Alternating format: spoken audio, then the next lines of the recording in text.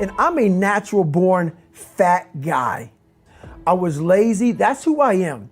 I'm a guy that likes to sit back, watch TV, and eat pizza. All I crave is that mama voice.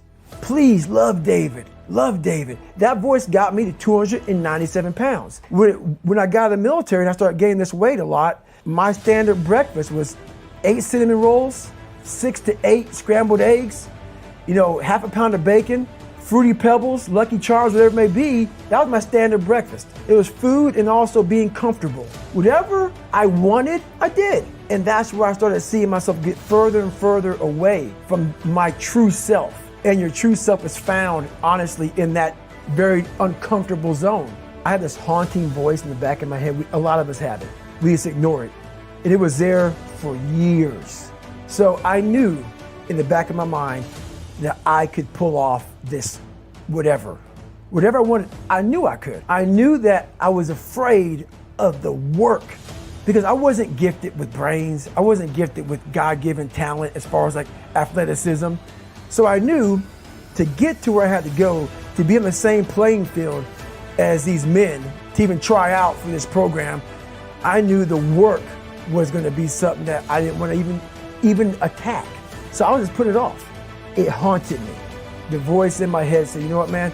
You're going to die never even trying to reach your full potential. And how's that going to feel? So I'm going to live even while I'm dead. I'm going to be, because I believe in a higher power, whatever it may be. I don't know what it is. I believe that your mind lives forever. Some spirit, something lives forever. I'm going to be haunted by the mere fact that I literally that's what I was. And I get to live. So whatever heaven or hell is, you're in hell the rest of your life. The rest of your life.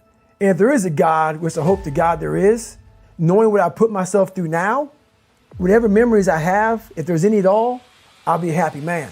But I knew that I was gonna pay for this while I was living or while I was dead. I was gonna pay for this. Because basically to me, it was a huge sin. I'm basically just gonna sit here and just be a comfortable man. I'm not even gonna try.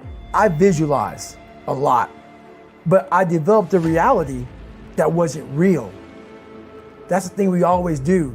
We can have a great life, but we always build this reality around the one thing we don't have. So therefore, our great life, we don't even see it. We see the one piece of clothing we weren't able to get versus the amazing things we have. So we focus on that. I was the king of focusing on the one bad thing in my life. Everything bad, I focused on that.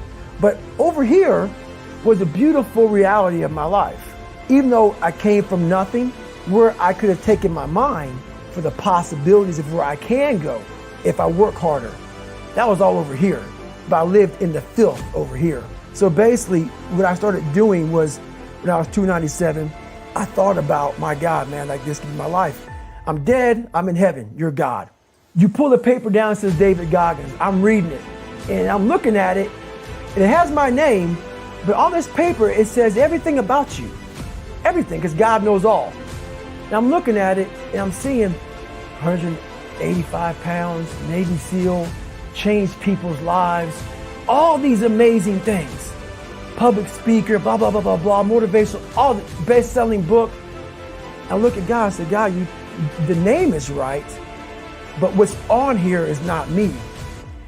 He goes, it should have been you. This was the life that you were supposed to live, but you didn't try. So this is the life that you have. Are you in heaven? Am I talking to God or am I talking to the devil?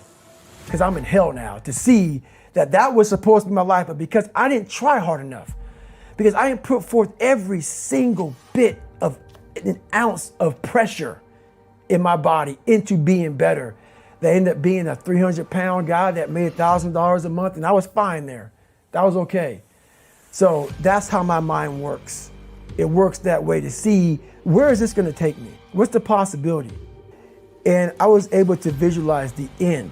So when I was 297, and I was all fat and out of shape, and I couldn't run a quarter mile, and I was drinking milkshakes and eating boxes of donuts, I visualized, man, how would it feel? So after I watched that show on Discovery Channel, and I couldn't even, I wasn't a great swimmer, I was afraid of the water, but at the very end, it says 22 guys, there's commanding officers up there, and it gives this great speech. I was like, man, I wonder. So I started visualizing me being the 23rd guy, in these dress whites, sitting there with these guys, getting that Navy SEAL, graduating this Navy SEAL training. I was like, God. So I put myself there. I was like, man, that's an amazing feeling. I put myself there at 297, not even able to do anything that these great men were doing. I said, man, if I could feel that, that would change my life. If I could just feel that. It lasts for 1 second. You get that certificate, you walk across the stage, and what's next? But I didn't know that then. My mind wasn't, I thought I'd live in that moment forever.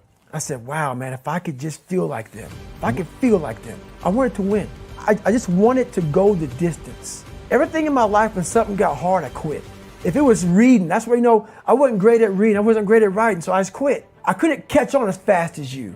I had to work harder than you, so I quit.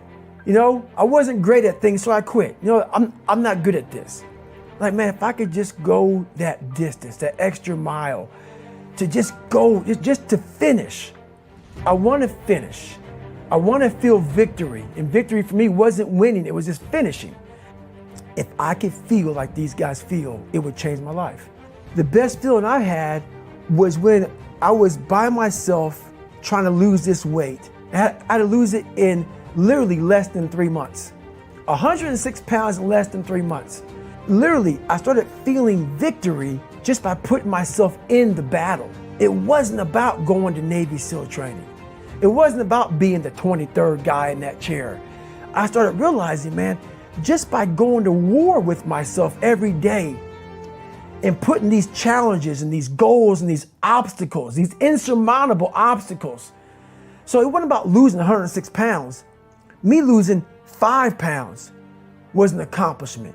Me losing 10 pounds and then 50 pounds. And then the more I did this, the more I gained confidence. And then the more I gained confidence, the more I realized these guys can't do what I'm doing right now. I had no coach, had no trainer, had no money. I didn't know how to lose weight. I had no knowledge of what I was doing. I was just working. I was just sacrificing. And then through that, all these different tools started coming up. But I would have never found these tools if I didn't put myself in a very uncomfortable place. We all look for toughness. We all want it, but we look for it in a comfortable environment. You will not find toughness in a comfortable environment. Those of you who are listening to this, whoever hear this, you will not find it. I was trying to look for it everywhere. The only way you find it is to drown yourself in a position where you're just out of sorts, where you can't swim and you're drowning. Where you're drowning. You're drowning in life. And then through figuring out all these tools, your mind starts to, when you quit, your mind does this, because you're out. Once you say, I'm not going to quit, this is the 40%. When you quit, your mind says, we're done. So it doesn't expand. There's no expansion when you quit. When you say, this sucks, I'm drowning, I'm miserable, I'm suffering, I'm broken, but I'm not going anywhere. What happens to your mind is it does this. He's not leaving. So we got to expand. We got to grow. We got to figure this thing out. So then these compartments in your brain start to they have to work. They have to work. And then you start to engage parts of your mind that you never engaged before. That's where the 40% thing comes in. It comes in when you're in suffer mode and you say, I'm not going to quit. You're forcing your brain now to operate on a level it's not used to, but then it becomes used to it.